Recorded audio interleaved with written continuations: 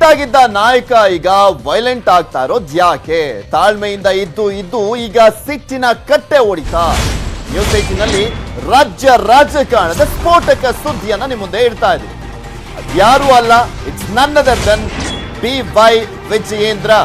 ವಿಜಯೇಂದ್ರ ಅವರ ಅಸಮಾಧಾನ ಇವತ್ತು ಹೊರಬಂತ ಪರೋಕ್ಷವಾಗಿ ಅನ್ನುವಂತ ಪ್ರಶ್ನೆ ಎದ್ದಿದೆ.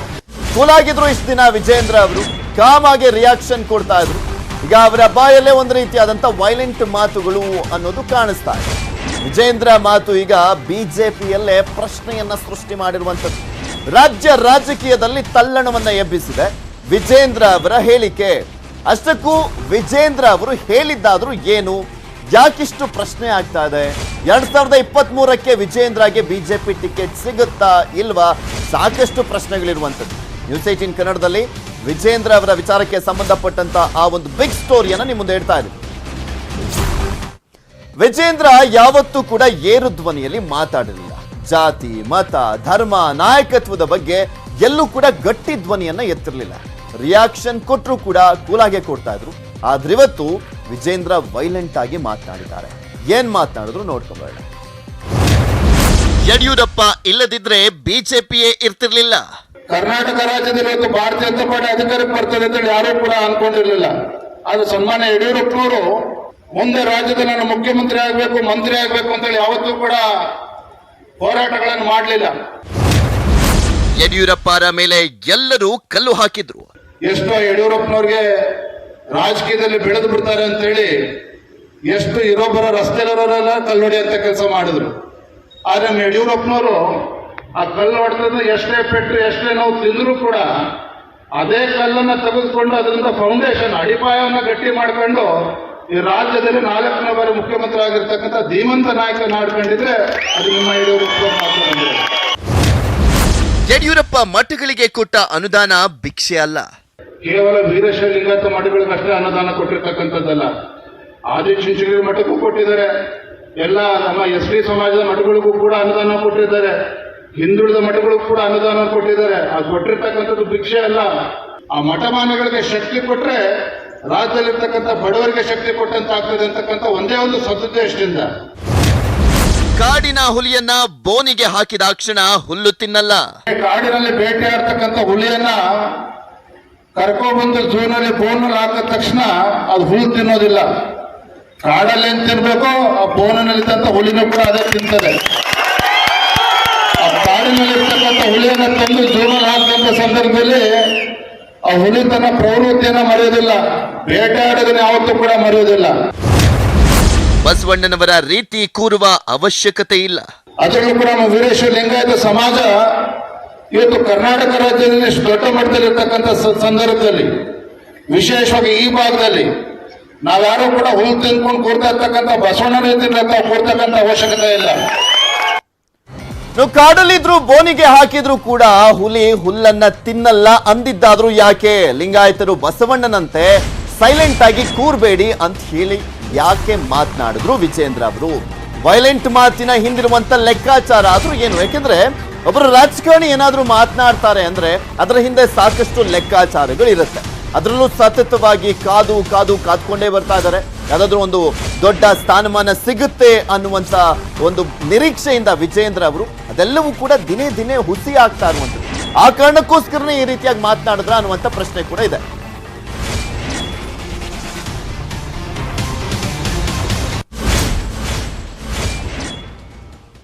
ಇನ್ನು ರಾಜ್ಯ ಬಿಜೆಪಿ ಉಪಾಧ್ಯಕ್ಷರಾಗಿರುವಂತ ವಿಜಯೇಂದ್ರ ಅವರು ಈ ರೀತಿಯಾಗಿ ಪರೋಕ್ಷವಾಗಿ ಅಸಮಾಧಾನ ಹೊರಹಾಕ್ಲಿಕ್ಕೆ ಕಾರಣ ಆದ್ರೂ ಏನು ಅನ್ನುವಂತ ಪ್ರಶ್ನೆ ನಿಮಗೂ ಕೂಡ ಕಾಡ್ತಾ ಇರ್ಬೋದು. ಏನ್ ಕಾರಣ ಇರ್ಬೋದು ಅನ್ನೋದನ್ನ ಕೆಲವೊಂದು ಪಾಯಿಂಟ್ಸ್ ಗಳನ್ನ ನಿಮ್ಮ ಮುಂದೆ ಹೇಳ್ತಾ ಹೋಗ್ತೀನಿ.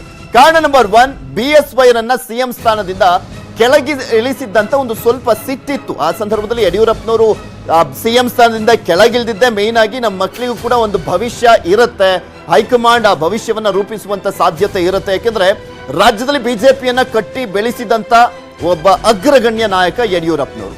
ನೆಕ್ಸ್ಟ್ ಇನ್ನ ಮೇನ್ ಆಗಿ ನೋಡ್ತಾ ಹೋದ್ರೆ MLC ಮಾಡಿ ಮಂತ್ರಿ ಮಾಡ್ತಾರೆ ಅನ್ನುವಂತ ನಿರೀಕ್ಷೆ ಇತ್ತು. ಯಾವಾಗ ವರ್ಣ ಟಿಕೆಟ್ ಒಂದ್ಸಲಿ ಮಿಸ್ ಆಗಿತ್ತು, ಅದಾದ್ಮೇಲೆ MLC ಸ್ಥಾನಕ್ಕೆ ರಾಜ್ಯ ಕೋರ್ ಕಮಿಟಿ ಇಲ್ಲಿಂದ ಕಳಿಸಿತ್ತು ವಿಜಯೇಂದ್ರ ಅವರ ಹೆಸರನ್ನ.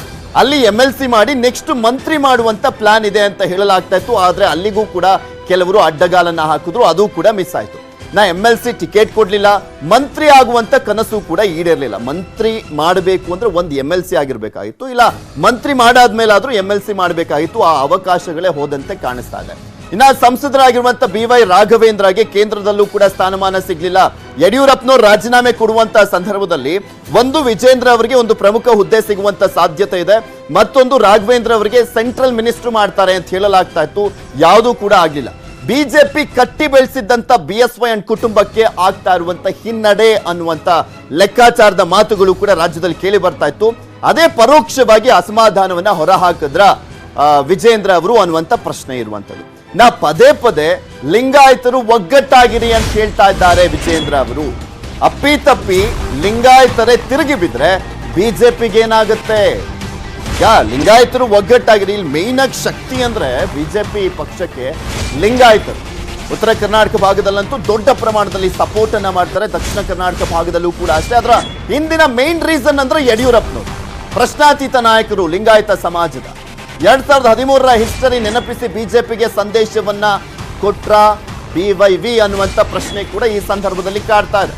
ಪ್ರಶ್ನಾತೀತ ನಾಯಕರಾಗಿರುವಂತವ್ರು ಯಡಿಯೂರಪ್ಪನವರು.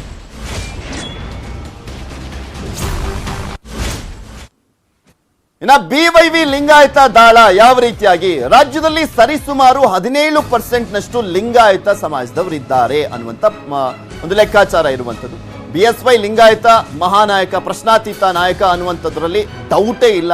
BSY ಬಿಜೆಪಿ ಬಿಟ್ಟು KJP ಕಟ್ಟಿದಾಗ ಬಿಜೆಪಿಗೆ ದೊಡ್ಡ ಹೊಡೆತ ಬಿದ್ದಿತ್ತು. ಆಕ್ಚುಲಿ ಇನ್ಫ್ಯಾಕ್ಟ್ ಸಿದ್ದರಾಮಯ್ಯನವರು ಅಥವಾ ಕಾಂಗ್ರೆಸ್ ಪಕ್ಷ ಅಧಿಕಾರಕ್ಕೆ ಬಂದಿದ್ದೆ ಯಡಿಯೂರಪ್ಪನವರಿಂದ ಅಂತ ಹೇಳ್ತಾರೆ ಅವರು KJP ಕಟ್ಟಿದಂತ ಹಿನ್ನೆಲೆಯಲ್ಲಿ. 2013ರಲ್ಲಿ ಬಿಜೆಪಿಗೆ ಸಿಕ್ಕಿದ್ದು 19% ಲಿಂಗಾಯತ ಮತಗಳಷ್ಟೇ.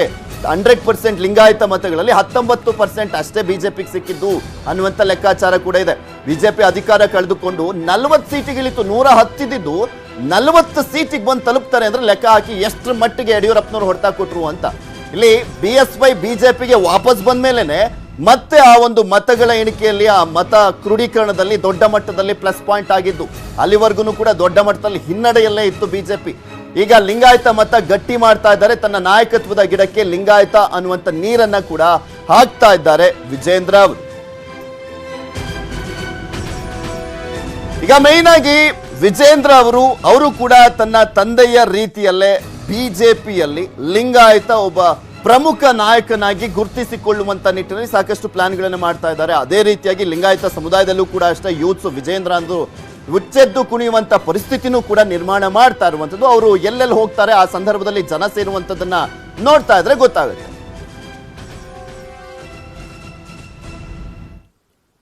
ಮೇನ್ ಆಗಿ ವಿಜೇಂದ್ರ ಅವರ ಅಸಮಾಧಾನ ಒಂದ್ ಕಡೆ ಆದ್ರೆ, ಇದೇ ರೀತಿಯಾಗಿ ಯಡಿಯೂರಪ್ಪನವರ ಕುಟುಂಬವನ್ನ ಒಂದ್ ಸ್ವಲ್ಪ ಮಟ್ಟಿಗೆ ಒಂದು ಪ್ರಮುಖವಾಗಿ ಪ್ರಾಶಸ್ತ್ಯವನ್ನ ಕೊಡದೇ ಇರುವಂತ ಸಂದರ್ಭದಲ್ಲಿ ಯಾವ ರೀತಿಯಾಗಿ ಎಫೆಕ್ಟ್ ಆಗ್ಬಹುದು ಅನ್ನುವಂತ ಪ್ರಶ್ನೆ ಕೂಡ ಇದೆ. ಅದನ್ನ ಎಕ್ಸ್ಪ್ಲೇನ್ ಮಾಡ್ತಾ ಹೋಗ್ತೀನಿ. 2023ಕ್ಕೆ ಕಾದಿದ್ಯಾ ಶಾಕ್ ಬಿಜೆಪಿಗೆ ಅಂತ. 2023ಕ್ಕೆ BSYಗೆ ಶಿಕಾರಿಪುರ ಟಿಕೆಟ್ ಸಿಗುವಂತದ್ದು ಅನುಮಾನ. ಯಾಕೆಂದ್ರೆ ಇನ್ಫ್ಯಾಕ್ಟ್ ಅವರಿಗೆ ಈ ಬಾರಿ CM ಸ್ಥಾನದಿಂದ ಕೆಳಗಿಳಿಸಿದ್ದೆ ಮೇನ್ ಆಗಿ ಏಜ್ ನ ರೀಸನ್ ಇಂದ. ಸೊ ಹೀಗಾಗಿ ಅವರು ನೆಕ್ಸ್ಟ್ ಸ್ಪರ್ಧಿಸುವಂತದ್ದು ಅನುಮಾನ ಅಂತ ಹೇಳಲಾಗ್ತದೆ. ವಯಸ್ಸು ಹಿರಿತನಕ್ಕೆ ತಕ್ಕಂತೆ BSYಗೆ ಬೇರೆ ಸ್ಥಾನಮಾನ ಸಿಗುವಂತ ಸಾಧ್ಯತೆ ಇದೆ. ಅವರ ಮಾರ್ಗದರ್ಶನದಲ್ಲಿ ಈ ಬಾರಿ 2023ರಲ್ಲಿ ನಾವು ಎಲೆಕ್ಷನ್ ಫೇಸ್ ಮಾಡ್ತೀನಿ ಅಂತ ಅಮಿತ್ ಶಾ ಅವರು ಆಗಿರ್ಬೋದು ಅಥವಾ ಹೈಕಮಾಂಡ್ ನಾಯಕರು ಎಲ್ಲರೂ ಕೂಡ ಮೆಸೇಜ್ ಅನ್ನ ಕೊಡ್ತಾ ಇರುವಂತದ್ದು. ಶಿಕಾರಿಪುರದಿಂದ BSY ಬದಲು ವಿಜೇಂದ್ರ ಅವರಿಗೆ ಟಿಕೆಟ್ ಅನ್ನ ಕೊಡುವಂತ ಸಾಧ್ಯತೆ ಇದೆ ಅಂತ ಹೇಳಲಾಗ್ತದೆ. ನೋಡ್ಬೇಕು ಏನ್ ಮಾಡ್ತಾರೆ ಅಂತ. ಯಾಕೆಂದ್ರೆ ಮೈಸೂರು ಭಾಗದಲ್ಲಿ ಹೆಚ್ಚಿನ ಕಾನ್ಸಂಟ್ರೇಷನ್ ಮಾಡಿದ್ರು ವಿಜೇಂದ್ರ ಅವರು.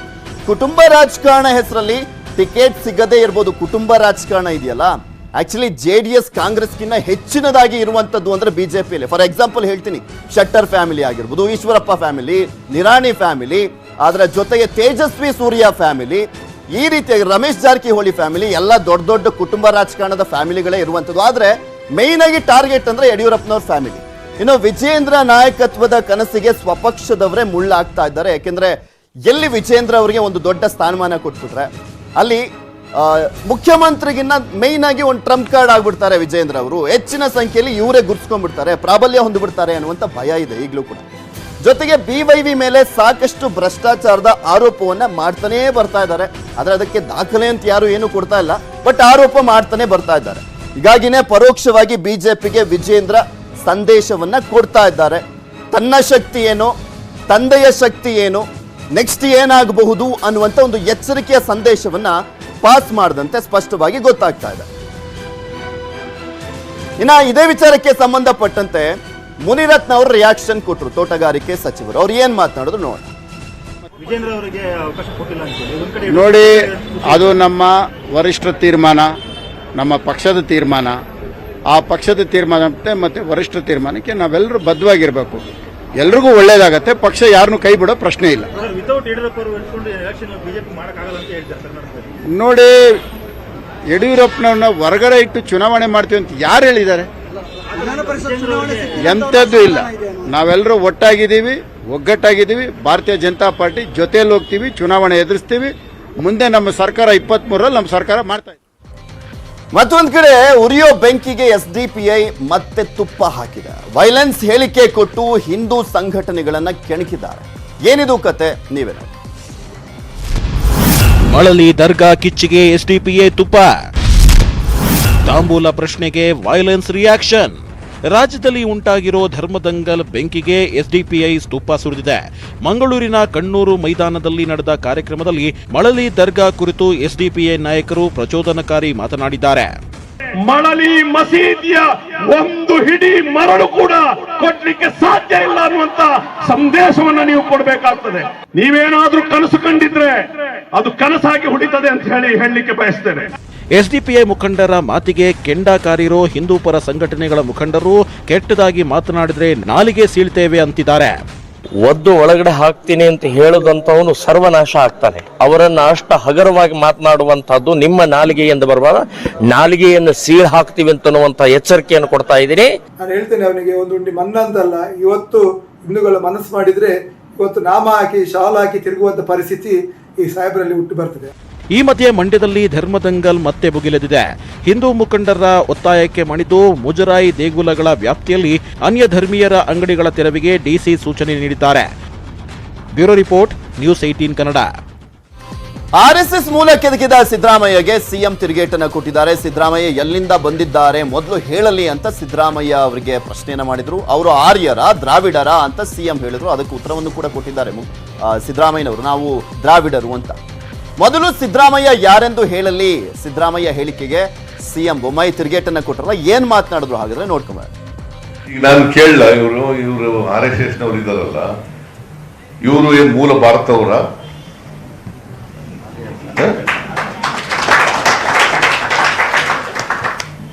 ಸುಮ್ಮನೆ ನಾವು ಇವೆಲ್ಲ ಚರ್ಚೆ ಮಾಡಬಾರ್ದು ಅಂದ್ಕೊಂಡು ಇದೀವಿ ಅಷ್ಟೇ ಅಲ್ವಾ? ಆರ್ಯರು ಇಲ್ಲಿ ಈ ದೇಶದವರ ಮತ್ತೆ ಏನ್ ದ್ರಾವಿಡ್ರ ಇವರು? ಮೂಲ ಹೋಗ್ಬೇಕಾಗತ್ತೆ ನಾವು. ಅವರು ನಾನು ಇಷ್ಟೇ ಕೇಳೋದು ಬಯಸ್ತೀನಿ, ಸಿದ್ದರಾಮಯ್ಯ ಅವರು ಎಲ್ಲಿಂದ ಬಂದಿದ್ದಾರೆ? ಅವರು ದ್ರಾವಿಡ್ರ, ಆರ್ಯರ? ಅದು ಫಸ್ಟ್ ಅವ್ರು ಹೇಳಿ. ಅವ್ರು ದ್ರಾವಿಡ್ರ, ಆರ್ಯರ? ಅದು ಫಸ್ಟ್ ಹೇಳಿ. ಕೆಜಿಎಫ್ ಬಾಬುಗೆ ಇಡಿ ಶಾಕ್ ಕೊಟ್ಟಿದೆ. ಸ್ಕ್ರಾಪ್ ಬಿಸ್ನೆಸ್ ಮಾಡ್ತಾ ಕೋಟಿಯ ಕುಪ್ಪರಿಗೆ ಕಟ್ಟಿದ್ದಂತ ಬಾಬು ಮನೆಯಲ್ಲಿ ತಲಾಶ್ ಮಾಡಿದ. ಮಹತ್ವದ ದಾಖಲೆಗಳನ್ನು ವಶಕ್ಕೆ ಪಡ್ಕೊಂಡಿದೆ. ಕೆಜಿಎಫ್ ಬಾಬು ಕೋಟೆಗೆ ಇಡಿಲಕ್ಕೆ ಘೋಷಿಸಿಕೊಂಡ ಆಸ್ತಿಯೇ 1741 ಕೋಟಿ.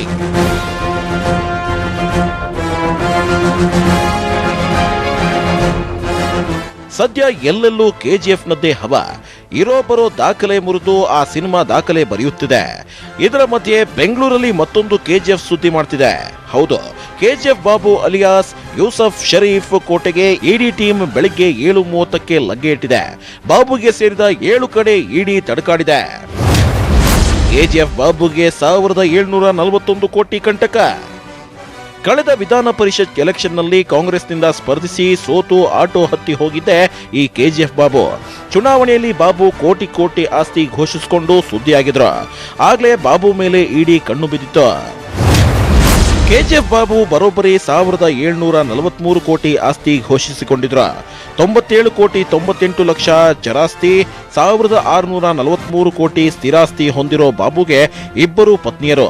5 ಮಕ್ಕಳಿದ್ದಾರೆ. ಹತ್ತತ್ರ 3 ಕೋಟಿಯ ವಾಹನ, 2 ಕೋಟಿಯ ರೋಲ್ಸ್ ರಾಯ್ಸ್ ಇದ್ರೆ 2 ಕೋಟಿ 19 ಲಕ್ಷದ ಚಿನ್ನ, ಬೆಳ್ಳಿ, ವಜ್ರ ಇದೆ. 1593 ಕೋಟಿಯ ಕೃಷಿಯೇತರ ಜಮೀನು ಇದ್ರೆ 3 ಕೋಟಿ ಮೌಲ್ಯದ ನಿವೇಶನ ಇದೆ. ಕೆಜಿಎಫ್ ಬಾಬು ಮನೆಯಲ್ಲಿ ಇಡಿ ಅಧಿಕಾರಿಗಳು ತಲಾಶ್ ನಡೆಸಿದ್ದು ಮಹತ್ವದ ದಾಖಲೆಗಳನ್ನ ವಶಕ್ಕೆ ಪಡೆದಿದ್ದಾರೆ. ಮುನ್ರಾಜು ಜೊತೆ Gangadhar, news 18 Kannada, Bengaluru. Welcome back. Pirpasha ದರ್ಗಾದಲ್ಲಿ ನ್ಯೂಸ್ 18 ಸತ್ಯ ಶೋಧನೆಗೆ ಹೋದಾಗ ಅಟ್ಯಾಕ್ ಮಾಡಿದ್ರು. ಈಗ ನ್ಯೂಸ್ 18 ಅಭಿಯಾನಕ್ಕೆ ಸರ್ಕಾರದ ಬೆಂಬಲ ಸಿಕ್ಕಿದೆ. ಬೀದರ್ನ ಬಸವ ಕಲ್ಯಾಣದ ಪಿರ್ಪಾಷಾ ದರ್ಗಾ ಬಸವಣ್ಣನವರ ಅನುಭವ ಮಂಟಪ ಆಗಿತ್ತು. ಇದಕ್ಕೆ ಸಾಕಷ್ಟು ಸಾಕ್ಷಿಗಳು ಸಿಗ್ತಿವೆ. ನ್ಯೂಸ್ 18 ಈ ಬಗ್ಗೆ ಸತ್ಯ ಶೋಧನೆಯನ್ನ ನಡೆಸಿ ಹಲವು ದೃಶ್ಯಗಳನ್ನ ಸೆರೆ ಹಿಡಿದಿದೆ. ಪೀರ್ ಪಾಷಾ ದರ್ಗಾ ರಹಸ್ಯಗಳ ಬಗ್ಗೆ ಸತ್ಯ ಶೋಧನೆಗೆ ಹೋಗಿದ್ದಂತ ನ್ಯೂಸ್ 18 ವರದಿಗಾರರ ಮೇಲೆ ಕಿಡಿಗೇಡಿಗಳು ಹಲ್ಲೆಯನ್ನು ಮಾಡಿದರು.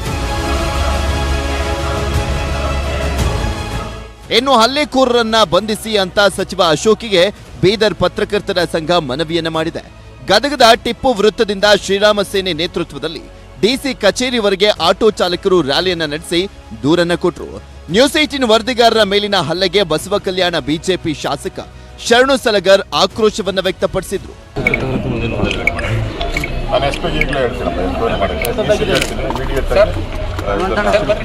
ನ್ಯೂಸ್ 18 ತಂಡದ ಅಂದ್ರೆ ವರದಿಗಾರರು ಹೊರಗಿನ ಚಿತ್ರೀಕರಣ ಮಾಡುವ ಸಂದರ್ಭದೊಳಗ ಅವರ ಮೊಬೈಲನ್ನು ಕಸ್ಕೊಂಡು ಮೊಬೈಲ್ ಒಡೆದು ನಂತರ ಅವ್ರ ಕ್ಯಾಮ್ರಾ ಕೂಡ ಜಖಮಗೊಳಿಸಿ ಗೃಹ ಮಂತ್ರಿಗಳು ಈ ದುಷ್ಕರ್ಮಗಳನ್ನು ಬಂಧಿಸಿ ನ್ಯೂಸ್ 18ದವರು ಆ ಚಿತ್ರೀಕರಣಕ್ಕಾಗಿ ಹೋದಾಗ ಅವರ ಮೇಲೆ ಹಲ್ಲೆ ಆಗಿರೋದು ನಿಜವಾಗಿಯೂ ಖಂಡನೀಯ ಮತ್ತು ನಾನು ಈ ನೆಲದ ಶಾಸಕನಾಗಿ ನಾನು ಖಂಡಿಸ್ತೇನೆ. ನ್ಯೂಸ್ 18ನ ದಿಟ್ಟ ವರದಿಗಾರಿಕೆಗೆ ಟ್ವಿಟರ್ನಲ್ಲಿ #ಐ ಸಪೋರ್ಟ್ ನ್ಯೂಸ್ 18 ಕನ್ನಡ ಅಭಿಯಾನಕ್ಕೆ ಜನನೂ ಕೂಡ ಬೆಂಬಲಿಸುತ್ತಿದ್ದಾರೆ. Bureau report, news 18 Kannada. ಮತ್ತೆ ಪಠ್ಯಪುಸ್ತಕ ವಿಷಯದಲ್ಲಿ ರಾಜಕಾರಣಿಗಳ ರಾಜಕೀಯ ಮಾತುಗಳು ಜೋರಾಗ್ತಾನೆ ಹೋಗ್ತಾ ಇದೆ. ಸಾಹಿತಿಗಳ ಮೇಲೆ ಪಾಲಿಟಿಕ್ಸ್ ಬಾಂಬ್ ಅನ್ನ ಹಾಕ್ತಿದ್ದಾರೆ.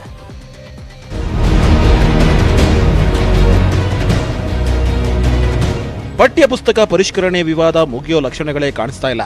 ಸಾಹಿತಿಗಳ ಬೆಂಬಲಕ್ಕೆ ಕಾಂಗ್ರೆಸ್ ನಿಂತಿದ್ರೆ ಕಾಂಗ್ರೆಸ್ ಜೊತೆ ಸಾಹಿತಿಗಳ ಮೇಲೆ ಸಂಸದ ಪ್ರತಾಪ್ ಸಿಂಹ ಸಿಟ್ಟಾದ್ರು. ಸಾಹಿತಿಗಳು ಕಾಂಗ್ರೆಸ್ನಿಂದ ಊಹಾಪೋಹ ಸೃಷ್ಟಿ. ಬಹಿರಂಗ ಚರ್ಚೆಗೆ ಬನ್ನಿ, ಕುಲ್ಲಂಕುಲ ಚರ್ಚೆ ಮಾಡೋಣ ಅಂತಂದ್ರು. ಚರ್ಚೆಯಿಂದ ಯಾಕೆ ಪಲಾಯನ ಮಾಡ್ತಾರೆ? ಅಂದ್ರೆ ಇವರಿಗೆ ಊಹಾಪೋಹಗಳನ್ನು, ಅನುಮಾನಗಳನ್ನು ಸೃಷ್ಟಿ ಮಾಡೋದು ಇವ್ರ ಉದ್ದೇಶ ಹೊರತು ಅನಗತ್ಯ ತಕರಾರು ಸೃಷ್ಟಿಸಿದವರು ವಿಚಾರ ನಪುಂಸಕರು. ಈ ಥರ ಏನು ತಕರಾರು ಎತ್ತುತ್ತಿದ್ದಾರಲ್ಲ, ತಕರಾರು ಎತ್ತುತ್ತಿರೋರನ್ನ ನಾನು ವಿಚಾರ ನಪುಂಸಕರು ಅಂತ ಹೇಳಿ ಬಯಸ್ತೀನಿ. ಯಾಕಂದ್ರೆ ಇವ್ರ ಹತ್ರ ವಿಚಾರ ಇಲ್ಲ, ಬರೀ ಉಗುಳಷ್ಟೇನೆ. RSS ನಾಯಕ ಹೆಡ್ಗೇವಾರ್ ಬಗ್ಗೆ ಪಠ್ಯದಲ್ಲಿ ಸೇರಿಸಿಲ್ಲ, ಭಾಷಣದ ತುಣುಕನ್ನಷ್ಟೇ ಸೇರಿಸಿದ್ದೀವಿ.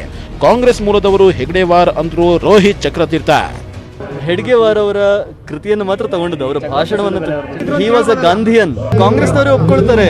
ಕಾಂಗ್ರೆಸ್, ಇದು ನಾನು ಹೇಳ್ತಿರೋ ಇತಿಹಾಸ ಅಲ್ಲ, ಕಾಂಗ್ರೆಸ್ನ ಇತಿಹಾಸದಲ್ಲೇ ಇದೆ. ಹೆಡ್ಗೇವಾರ್ ಅವರು ಅವರ ಸದಸ್ಯರಾಗಿದ್ರು. ಪುಸ್ತಕಗಳು ಪ್ರಿಂಟ್ ಆಗೋಗಿದೆ, ಆದ್ರೂ ರಾಜಕೀಯ ಮುಗಿತಿಲ್ಲ. Bureau report, news 18 Kannada.